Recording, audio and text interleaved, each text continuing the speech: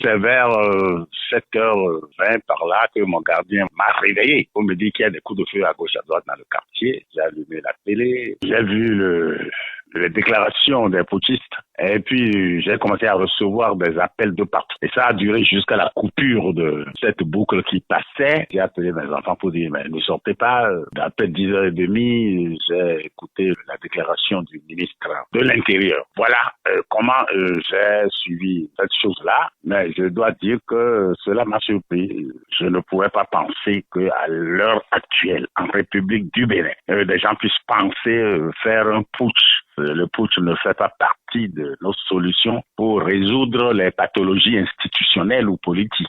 Nous avons d'autres ressources à l'intérieur même de notre constitution. Pour moi, le putsch est interdit par les règles de la CEDEAO et également par les règles de l'Union africaine et également par les règles des Nations unies. Le putsch est illégal et contrarie les règles de la CEDEAO.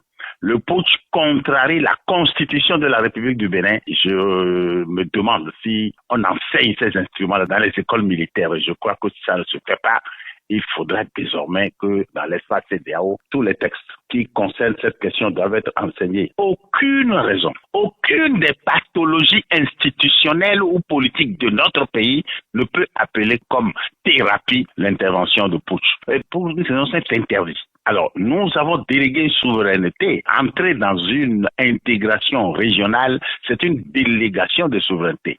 Et ensemble et de concert, tous les chefs d'État ont pris des actes qu'on doit respecter pacta sunt servanda. C'est ce que nous disons en droit à partir du moment où notre État a souscrit à cela. Toutes les institutions de l'État du Bénin doivent s'incliner devant ces règles et tous les citoyens, quelle que soit leur fonction, leur grade ou leur révolte contre le gouvernement ou machin, ils doivent s'incliner à ces règles-là. Puis, il faut que les gens comprennent. Personnellement, je tiens à la distinction à faire entre putsch ou pronunciamento d'une part et coup d'État de l'autre. Le coup d'État, c'est lorsque un organe investi d'un pouvoir politique s'arroge les pouvoirs d'un autre organe voisin pour les exercer. Ça, c'est coup d'État, ça. Le putsch est plus grave. Le putsch, c'est lorsque une armée qui n'est nullement investie d'une fonction politique s'arroge le droit d'arbitrer les politiciens pour intervenir.